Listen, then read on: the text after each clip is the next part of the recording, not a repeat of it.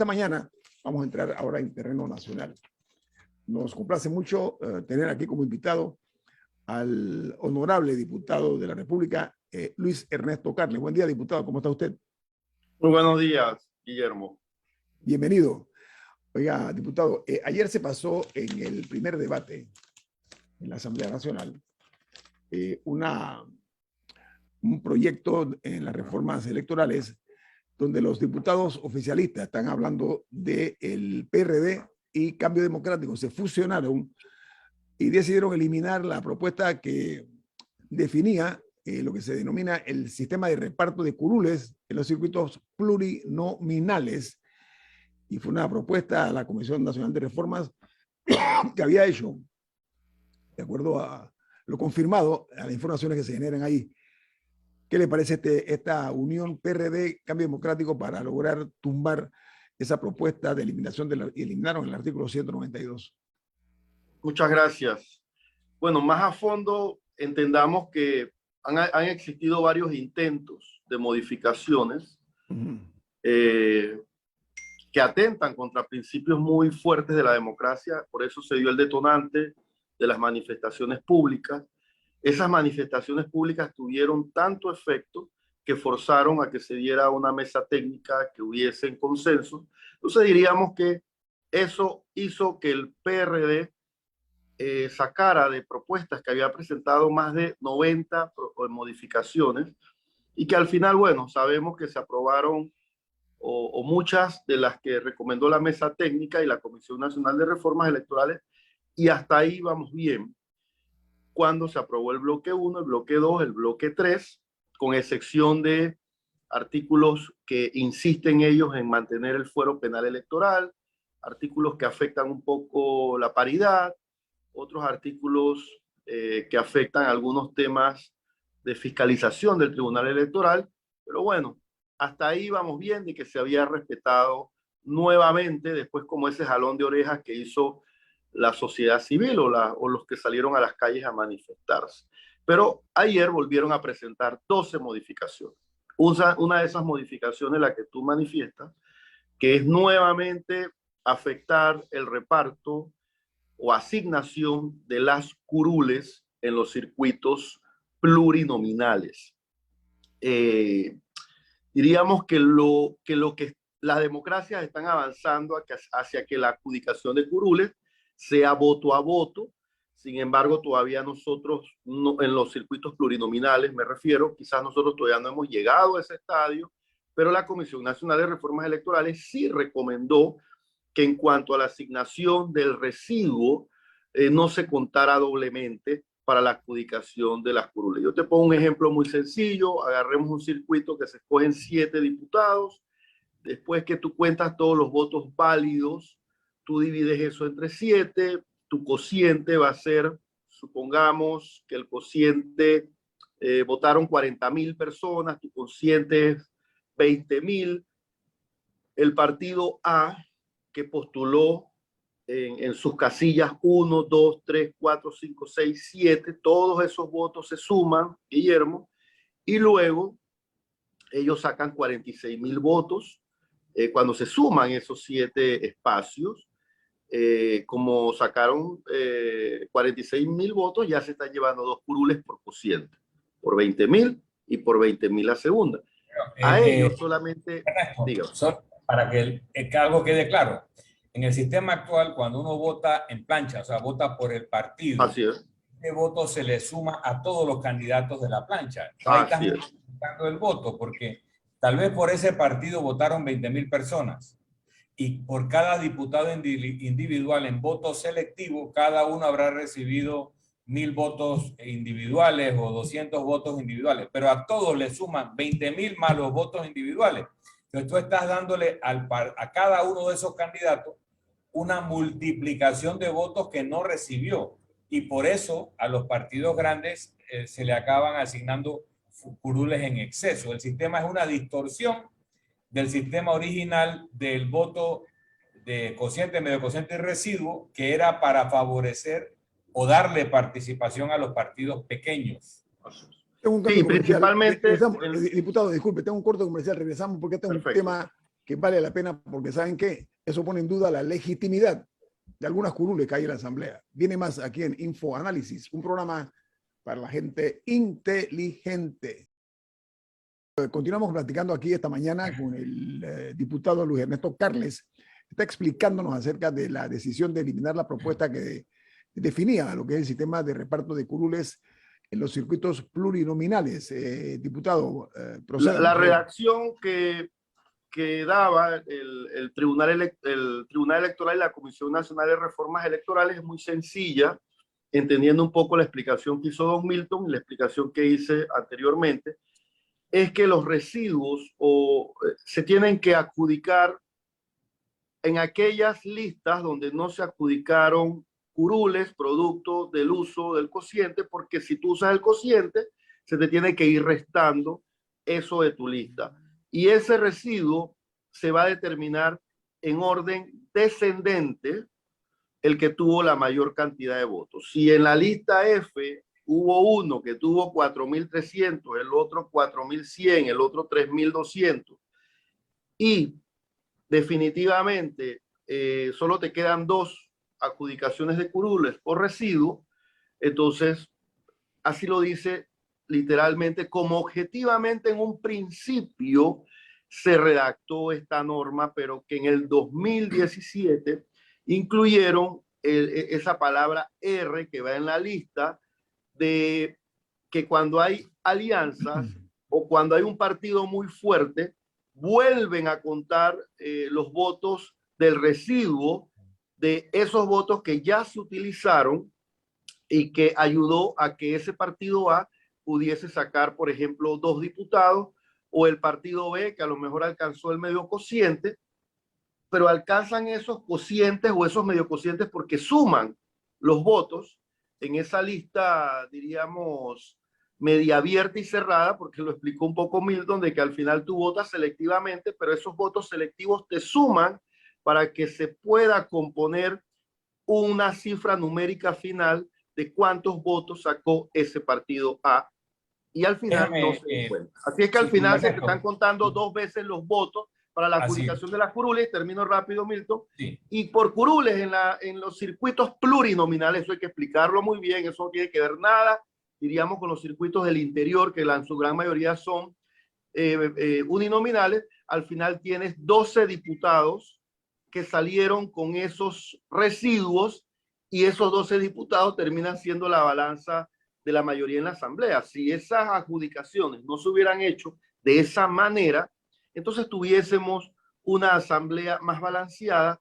que en otrora y en derecho comparado es lo que debe existir en una Asamblea Nacional. Yo quería hacer un poquito de historia. El sistema electoral que surge de la Constitución de 1983 y que produce un código electoral para ello, tenía un sistema en el cual a un partido, primero que se votaba en plancha, o sea, no había voto selectivo. Entonces, se asignaban las curules en el orden de presentación. Primero al que era 1, después al 2, al 3. Estamos hablando de circuitos plurinominales. Entonces, el partido que sacaba un cociente, ¿qué es un cociente? La totalidad de los votos que se emitieron entre la cantidad de curules. Se emitieron 100.000 votos en un circuito, entre 5 curules el cociente es 20.000. Ese es el cociente. El medio cociente sería 10.000 y el residuo sería una suma inferior a 10.000. Pero el sistema decía que si a un partido ya se le habían asignado curules por cociente o medio cociente, no entraba en el reparto del residuo. Entonces, un partido grande que había sacado 25.000 votos, le tocaba una curul por cociente. Un partido grande que había sacado 32.000 votos, le tocaba una de cociente y una de medio cociente. Y le sobraban 2.000 votos que no se usaban. Un partido mediano que sacaba 15.000 votos, le tocaba una curul por medio cociente. Luego de haber asignado esas 3 curules, entonces veían que quedaban 2 curules por asignar. ¿Quién era el que había sacado más votos dentro del resto de los partidos menores? Había uno que había sacado 7.000 votos, otro que había sacado 4.000 votos, otro que había sacado 2.000. Bueno, ese de 7 y ese de 4 recibían una curul. Eso garantizaba porque los circuitos plurinominales permitían eso, ya que en los uninominales normalmente los grandes partidos se llevaban todo. Era muy raro que un partido pequeño sacara una curul en uninominal. Generaba una mayoría suficiente para gobernar en aquel que había recibido el principal mandato popular, y luego había la representación de los pequeños partidos en la Asamblea, que era lo que se buscaba. En el año 94, el Partido Demócrata Cristiano, que había sacado votos para 31 diputados de 61, y en efecto eran 28 demócratas cristianos, los demás eran candidatos de otros partidos que habían sido postulados, tuvo una iniciativa infeliz de cambiar el sistema para perpetuarse. Vamos a ser claros, mi partido, nosotros cometimos ese error, y se cambia y se permite que el residuo también compute en los partidos grandes. Y a partir de allí, eso lo toma el PRD en la elección del 94 y no lo ha soltado ni el PRD ni el CD, porque en efecto les favorece. Tú tienes un candidato presidencial que gana con 33% del voto, 31% del voto o 40% del voto, pero su partido mete más del 50-60% de la asamblea con este sistema. Y termino diciendo que esa es una de las razones por las cuales se plantea una asamblea constituyente paralela, que no le veo futuro en este momento, y es que la asamblea es incapaz de reformar el sistema mediante el cual salió electa, porque todos esos 14 o 12 diputados que no hubieran salido van a pelear por mantener este sistema, que es el que los llevó a una asamblea sin haber tenido realmente un mandato popular. Diputado, hay otro tema que tiene que ver con otra imposición hecha por miembros del Partido Oficialista, del PRD, con el Cambio Democrático, que es que han impuesto en la mesa técnica mantener el fuero. ¿Qué opinión le merece eso, diputado? Bueno, diríamos que esta es una figura que se crea en un principio bajo el precepto de cuando las democracias estaban débiles y había que como que proteger aquellas aspiraciones o aquella confabulación del poder del momento de poder establecer alguna persecución política.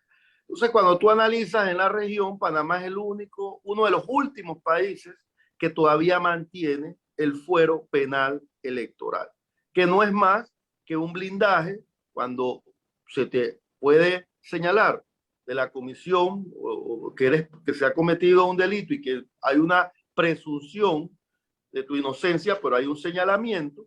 Entonces se usa este blindaje que objetivamente a veces no se ha usado bien, porque es un blindaje y que a veces pueda que se postule un candidato a alcalde o un candidato a presidente que no lleva ni un chance, que siempre ha quedado de último, pero siempre se postula con el objetivo de ganar este fuero. No estamos de acuerdo con esa figura debió de ser eliminada, como lo recomendó la Comisión Nacional de Reformas Electorales, pero bueno, ellos insisten en mantener este blindaje. Pero aparte yo discrepo en esta posición, Luis Ernesto, antes que cambies el tema. Sí. El fuero penal electoral es muy importante, sobre todo para la oposición, sobre todo para los candidatos que se oponen al sistema, porque se puede anular a un buen candidato. Mira lo que está pasando en Nicaragua. Han metido preso a todo aquel que pueda hacerle frente a Daniel Ortega. Mira lo que pasa en Rusia. O sea, en los países donde hay una tendencia al autoritarismo o a la perpetuación en el poder, se utilizan los procesos penales para anular a candidatos legítimos. Y este fuero penal electoral no es impunidad. Lo único que plantea es que para iniciar el proceso penal contra la persona se requiere una autorización del Tribunal Electoral, que en muchas ocasiones la ha dado para que se prosiga contra la persona. Quitar el fuero penal electoral es un suicidio para la oposición. Es dejarse en manos de un gobierno con interés de perpetuarse el anular a candidatos legítimos contra un régimen que busca perpetuarse. Ojo con eso. Pero vamos a corte comercial. Esto es Info Análisis, un programa para la gente inteligente. Camila, continúe usted. Y tenemos una pregunta de un oyente, del oyente Heriberto, que pregunta ¿por qué no convierten todos los circuitos en uninominales? Pero, de hecho, una de las propuestas cuando se iba a hacer la reforma constitucional al revés era tomar algunos de los circuitos uninominales, particularmente los muy pequeños en áreas como Los Santos y Herrera, y que se volvieran circuitos plurinominales, ya que, o sea, a que, por ejemplo, toda la provincia de Los Santos fuera plurinominal y dentro de eso estuvieran los diferentes, porque los circuitos uninominales también promueven que sean el clientelismo y, o sea, y áreas son como muy cerradas las elecciones. Los plurinominales promueven una mayor participación de distintas fuerzas políticas.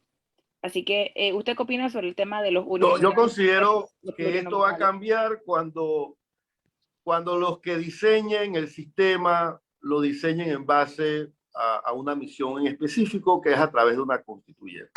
Porque el mismo sistema está viciado. Y también reitero, debería de votarse es por la persona y no votar propiamente, porque también hay dos posiciones. En los circuitos plurinominales puede establecer una lista cerrada y ahí va ganando el que está en número 1 en la lista, que está en número 2 en la lista, y no el voto de manera selectiva. Pero también está la otra corriente que dice que de esa lista tú puedes señalar o poner el gancho, la cruz, porque ahora se aprobó también que puedes poner una cruz en tu voto o una X. Entonces tú vas señalando de manera selectiva. Al final, el procedimiento de adjudicación es lo que se cuestiona y es lo que alertó o advirtió sobre una nueva redacción la Comisión Nacional de Reformas Electorales, que la veía feliz, la veía buena, pero bueno, no fue aceptada por el contubernio de esos diputados de la comisión. Y quiero excluir a los del Pleno, porque ya en el Pleno se están escuchando voces de estos dos partidos que son disidentes en cuanto a lo que está aprobándose en la Comisión Nacional de Reformas Electorales, porque hay temas más delicados. Se aprobó, por ejemplo, ayer reducir la prescripción de los delitos electorales. Eso atenta contra el principio de investigación que tiene la Fiscalía Electoral. Entonces hay que consultar la Fiscalía Electoral. Bueno, eran 3 años, lo voy a bajar a 2 años o a 1 año las contravenciones, pero eso no puede ser que nazca de la iniciativa de un diputado porque él se le ocurrió que tienen que bajarse la prescripción. ¿Qué significa eso? Que si la Fiscalía Electoral no investiga en un tiempo un delito o te escondió el expediente, entonces aquel que fue el autor intelectual en la comisión de ese delito electoral va a quedar impune. Ojo, que eso ayer se aprobó. Como también ayer se metieron las iniciativas de afectar la estabilidad estatutaria de los partidos políticos. Hay un partido que tiene un conflicto interno, que le quieren quitar la presidencia al que es presidente, entonces esos conflictos internos no se pueden llevar al debate general de las normas que se determinan en los procesos electorales, y el Tribunal Electoral se manifestó en contra, porque si tú tienes 7 partidos y ahora cada 2 años vas a elegir dignatarios, entonces en 2 años vas a tener 7 convenciones, en 4 años vas a tener 14 y en 6 años vas a tener 21 convenciones, y todas esas convenciones se financian con financiamiento público. El financiamiento público, al final no estamos para estar gastando la plata de manera innecesaria, aparte que el partido A no es igual al B, ni al C, ni al D, y la legislación natural de los partidos son sus estatutos. Luego, los estatutos se adaptan a las convenciones generales que determina la norma, pero tú no puedes ir a la inversa, es decir, a través de una norma general, someter que todos los partidos políticos determinen la elección de sus dignatarios a través de un solo proceso o establecer este mecanismo que ayer sugirieron a través de esta modificación de estos 2 artículos que ya en otra hora se habían votado en contra en otro momento en el primer debate, y hay un artículo en el reglamento interno que tú no puedes votar 2 veces o volver a votar o volver a presentar una iniciativa legislativa en el primer debate sobre un artículo que ya se te votó en contra en el primer debate. Camila. Ahora, me llama la atención lo que mencionó sobre que el voto debería ser selectivo. Me llama la atención un poco siendo usted un hombre de un partido, porque, o sea, eliminar el voto plancha también es debilitar un poco los partidos, porque ahora cada uno corre por su lado. Es un poco irrelevante que estén corriendo en un partido porque ya no tienen que velar por los intereses del partido, sino por los intereses personales. A ninguno le va a interesar si los demás, o sea, si su colectivo le va bien o mal, porque va por sus propios intereses y eso atenta un poco contra la disciplina partidaria, que yo entiendo que en Panamá existe un enojo hacia los partidos, quizá tenemos malos partidos, eso se puede definir, pero al final del día se vuelve un poco irrelevante, entonces ¿para qué tenerlo si cada uno va a velar por su lado y no le va a deber nada al partido en ese sentido? Yo lo que Agrego, quiero te manifestar. agrego para la respuesta de Luis Ernesto. Uno, tenemos un sistema de lo peor, híbrido, porque tienes el voto plancha más el voto selectivo, más la R de cuando te postulan en alianza más de un partido, con lo cual se descuartiza cualquier integridad de un sistema. Uno. Dos, a pesar de lo que tú dices de que si la gente le tiene resentimiento a los partidos, 55% de la población que puede estar inscrita en un partido político está inscrita. Con lo cual, esa idea de que la gente no gusta de los partidos puede ser una idea elitista, pero no corresponde con la conducta del elector panameño, independientemente de los favores que se ofrecen al inscribirse. La gente, cuando ese partido pasa a la oposición, no todo el mundo se sale, lo que indica que los favores no son la única explicación. Pero bueno, hay un sistema realmente esquizofrénico. Diputado. Es importante resaltar allí, Camila, y yo lo que te estoy poniendo es que en el mundo comparado existen varios procesos. Te quiero resaltar dos procesos. En el mundo comparado de legislación existe el proceso, como muy bien Milton lo ha explicado, de lista cerrada, donde si en un circuito salen 7, bueno, yo ahí, si es una lista cerrada, yo sencillamente estoy votando por el partido o estoy votando por la lista.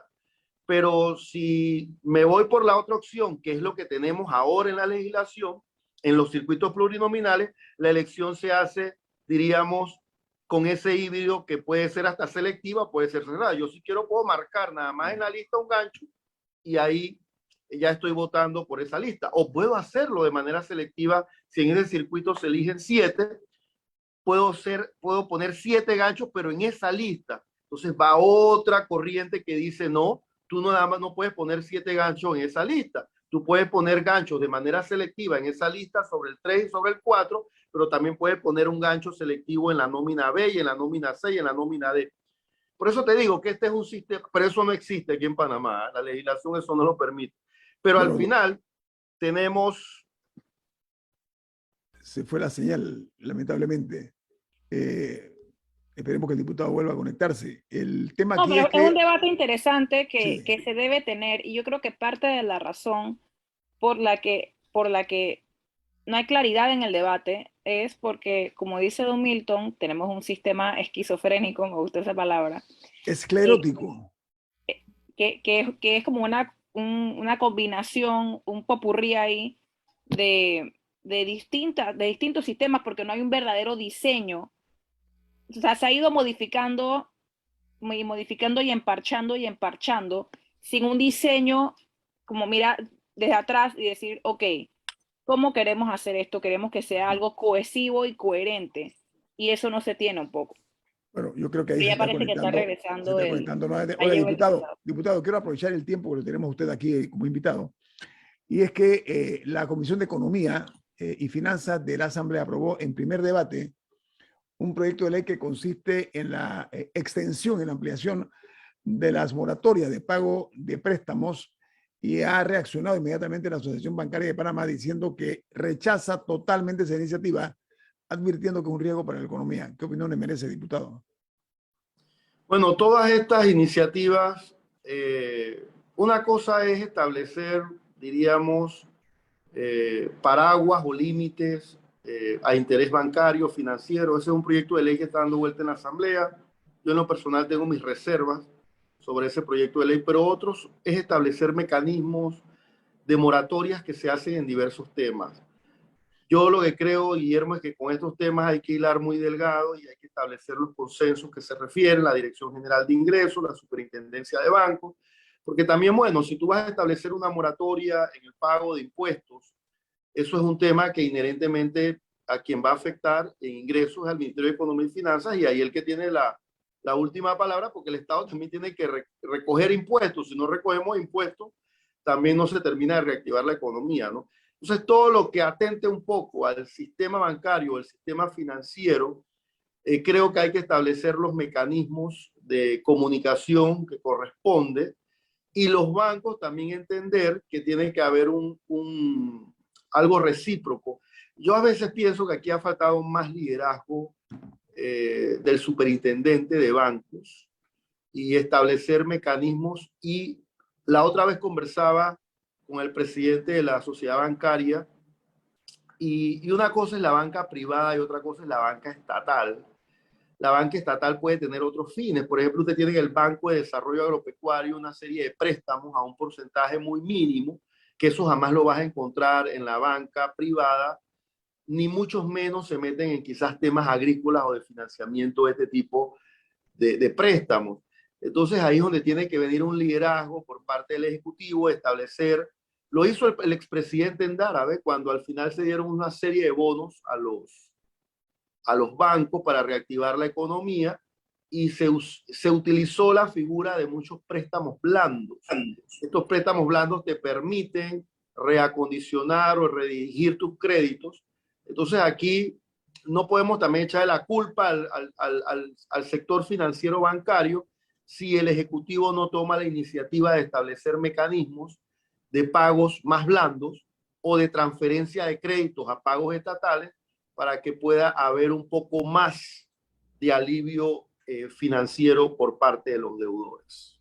Ahora, hay una figura también de la reestructuración de préstamos, ¿no?, que se puede ensayar. Sí, pero tú no puedes tampoco... Mire, es como si yo me pusiera a reglamentar en este momento los peajes de los barcos que pasan por el canal. Son temas muy técnicos que un diputado no puede decir, me voy a sacar esto de la manga y ahora los peajes los voy a aumentar o los voy a disminuir, o voy a meterme con el tema de los aranceles, o yo como diputado voy a sugerir una medida de retorsión. O sea, a veces hay temas muy sensitivos.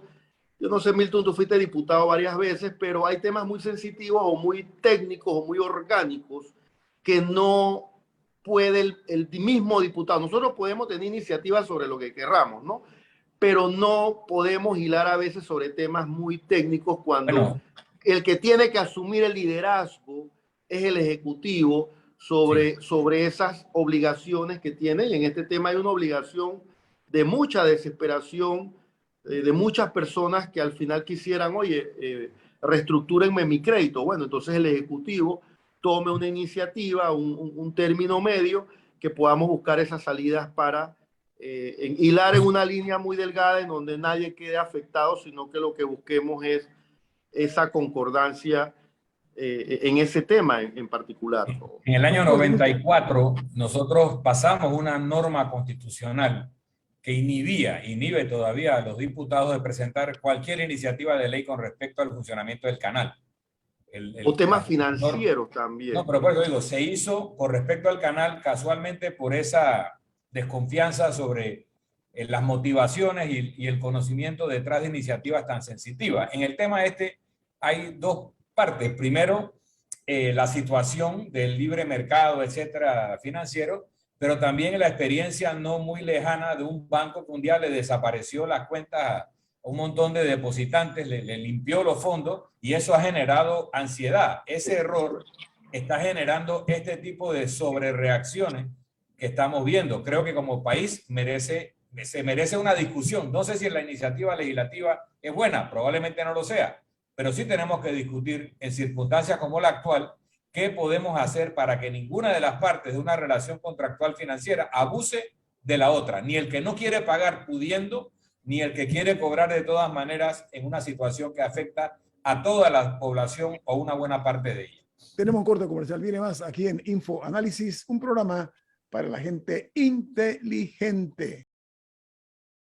Hoy estamos hablando, diputado, le quitamos unos minutos más nada más con relación a este proyecto de ley que está en el primer debate, que tiene que ver con la extensión de la moratoria bancaria o de pago de préstamos, que repito, la Asociación Bancaria de Panamá ha reaccionado rápidamente. Amplíenos un poquito acerca de... Mire, yo lo que considero es que el Ejecutivo es el que tiene la responsabilidad de establecer primero la data, cuántas personas estamos hablando que están en esta condición, y que el Ejecutivo destine fondos para que se pueda reestructurar una deuda y puedan existir pagos más cómodos sobre esta situación. Yo presenté otro proyecto de ley interesante de que la data existe, cuántas personas se les suspendieron los contratos, cuántos empleos se perdieron.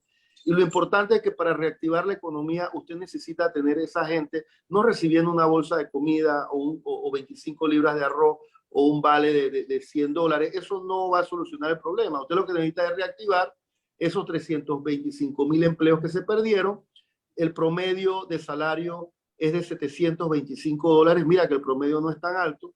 Entonces el Estado, si en un año reactiva un fondo de $800 millones, lo saqué numéricamente cuánto era, y esos pagos o esos salarios se le transfieren a la empresa privada para que la empresa privada, vamos a pensar, 5,000 pequeñas empresas, cada una se compromete a contratar 4 personas o 5 personas, tú vas a tener a salario de $600, a 10 meses es $170 millones. Y vas a tener 25,000 empleos inmediatamente reactivados. Eso lo están haciendo otras economías de otros países, lo está haciendo Estados Unidos. Es más, en Estados Unidos le transfieres fondos no a la persona, sino a la familia. Entonces, si aquí vemos que un empréstito de $3,000, 4,000 millones de dólares, 3,000 millones de dólares, y ya vamos por 15,000 millones de dólares. Entonces, al final creo que el dinero se está redireccionando mal y por eso presenté ese proyecto de ley donde el Estado creara un fondo de empleabilidad de $800 millones y que eso sirviera de inyección directa a 300,000 personas que en este momento no están generando un céntimo porque perdieron sus empleos. Pero en esa asamblea las cosas buenas a veces es dura, que es difícil que las debatan en primer debate, y más cuando tenemos una bancada muy pequeña y un reglamento interno que siempre va a favorecer a las bancadas mayoritarias. Pero ahí seguimos. Y gracias por la oportunidad que me dan de poder expresarme en esta prestigiosa emisora y programa. Diputado, la dama tiene una pregunta para usted. Disculpe. Ay, perdón. Hablando de dinero mal direccionado, se dio a conocer también que la Comisión de Presupuesto lo está devolviendo el presupuesto al Ejecutivo y que dentro de eso también está solicitando que se aumente unos $630 millones, me parece que era la cifra.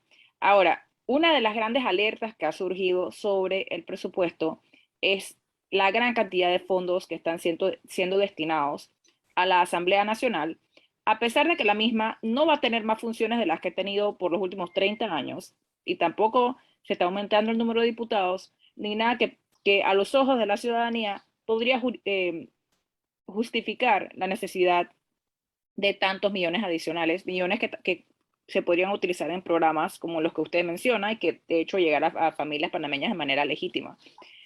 ¿Qué opina usted sobre el presupuesto de la Asamblea y cómo ha crecido en los últimos años y lo que podría crecer también para el Bueno, cada año y cada quinquenio, si tú haces un recorrido histórico, te vas a dar cuenta que cada vez aumenta más. Se sigue teniendo la misma cantidad de diputados, la misma cantidad de despachos, quizás algunas atribuciones nuevas o algunas innovaciones, como atención de iniciativas ciudadanas o de capacitación, pero al final, como tú bien dices, no son funciones que requieran un incremento muy alto o desproporcionado en manera de funcionamiento.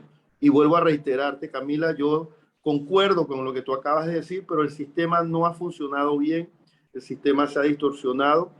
Igual lo viste en la Comisión de Gobierno, el voto de Juan Diego es 1, mi voto es 1, el voto de Corina Cano para algunos temas es 1, y demás, los otros 6 o 7 votos al final terminan quizás votando por algo que quizás ni han leído, porque yo lo que creo es que a nadie se le ocurre venir a regular ahora los estatutos de un partido político a través de una ley general. Yo pienso que esos son artículos que tienen nombre y apellido, entonces yo no puedo entender cómo otras personas no pueden hacer un razonamiento y entender que eso atenta contra la democracia y de igual manera contra una advertencia que hicieron los magistrados del Tribunal Electoral. Entonces no todo lo que pasa en la Asamblea es culpa o responsabilidad de los 60 o 55 diputados, siempre van a haber algunos líderes que manejan más el tema de las bancadas y se hacen sentir como iniciativa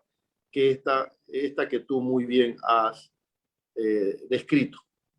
Y finalmente, aprovechando que estamos hablando con un exministro de Trabajo, ¿cuál es su lectura de lo que está ocurriendo actualmente en el mercado laboral y de las posibles soluciones para disminuir un poco las tasas probablemente récord de desempleo que se van a esperar, particularmente después del 31 de octubre, cuando culmine la fecha de reactivación de contratos? Ok, el primer error del presidente fue no redireccionar, porque las ayudas que se deben de dar al que perdió algo, es decir, aquel que llevaba a su casa un sustento informal, porque los informales también tienen data, el que vende tamales en la esquina de Chitré, o el que vende bollos en Agua Dulce, todos esos trabajadores informales tienen data, como los trabajadores que venden manjar blanco en Antón. Entonces, esa data la tiene el Ministerio de Trabajo. Entonces, desde ahí partimos mal cuando no se redireccionó la ayuda a través del Ministerio de Trabajo. Y dos, yo leo mucho un especialista que se llama René Quevedo, quizás es el especialista con mayor data y mayor análisis en Panamá. Y yo sabemos cuántos contratos perdimos. Nosotros perdimos casi 300.000 empleos, Camila. Y de esos, imagínate tú que la fuerza laboral formal estaba casi en 700.000. Así que nosotros hemos quedado como con 400.000 empleos formales. De esos empleos formales todavía falta reactivar 98.000.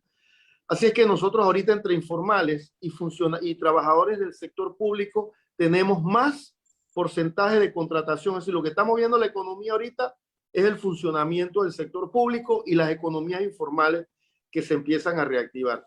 Pero una respuesta muy concreta en la que coincido con él, porque este proyecto de ley lo hice con él, es que nosotros podemos llevar el desempleo a cero, aunque sea por un año, contratando a esos 300.000 trabajadores, dándoles un salario promedio concorde al salario mínimo y que el gobierno asigne 800 millones de dólares en un año que da para 300.000 trabajadores y que sea a través de la empresa privada. Es decir, yo le transfiero la quincena, eso se hace trimestralmente, le transfiero los fondos a la empresa del pago del salario de estos 5 trabajadores y tú tendrás entonces tus cifras volverán a cero, porque lo que necesitamos ahora, quizás aquel que ganaba $1,000 pueda que tenga la tranquilidad de, bueno, voy a engancharme en un empleo que me va a pagar 625, voy a destacarme, porque eso es otro tema importante. Panamá es un país de gente trabajadora y de gente competitiva. Nadie que está recibiendo el vale, ni el bono, o esto que estaban recibiendo en un principio, las bolsas de comida, lo hacen porque lo quieren recibir. Entonces, ahí hay otro tema. Hay otros que nunca quizás estuvieron en la tasa, sino que eran personas desempleadas o desocupadas porque nunca buscaron empleo. También hay otra data que te señala cuáles son las personas desocupadas. Entonces, a esas personas desocupadas también tú le estás dando. Y cuando digo desocupados es que nunca han tenido la iniciativa de buscar un empleo porque sencillamente, vamos a pensar, estás administrando tu hogar. Pues entonces, a ese que está administrando tu hogar, también le estás destinando fondos del Panamá Solidario. Entonces, yo siento que ya llegó el momento que hay que redireccionar esto, poner dinero en aquellos que perdieron los empleos y poder la rueda del consumo a girar. Desde el 2019, en marzo del 2019, mensualmente la tasa de consumo era de 600 millones de dólares, eso se vio afectado. Entonces, si yo pongo 600 dólares en el bolsillo de una persona, esa persona va a comprar más combustible, va a comprar un poquito más donde el chino, va a viajar a lo mejor en taxi, ¿sabes? Empiezas a consumir un sinnúmero de productos que te empieza a mover la economía y eso es lo que tiene en este momento en una retraída la economía, en un suspenso, como lo decía Milton, en una desconfianza de que si me van a descontar aquí, a lo mejor ya la gente quiere guardar la plata debajo del colchón, si me llegaron 300 dólares o 400 dólares, no lo va a querer meter a un banco. Entonces, por eso te digo, hay que generar confianza y esperemos. La última palabra, siempre digo yo, el que dirige el país es el presidente. Él es el que tiene Debe tener los mejores asesores para redireccionar y mover la economía. Diputado, muchas gracias por estar con nosotros esta mañana. A ustedes. Viene Álvaro Alvarado con su programa Sin Rodeos.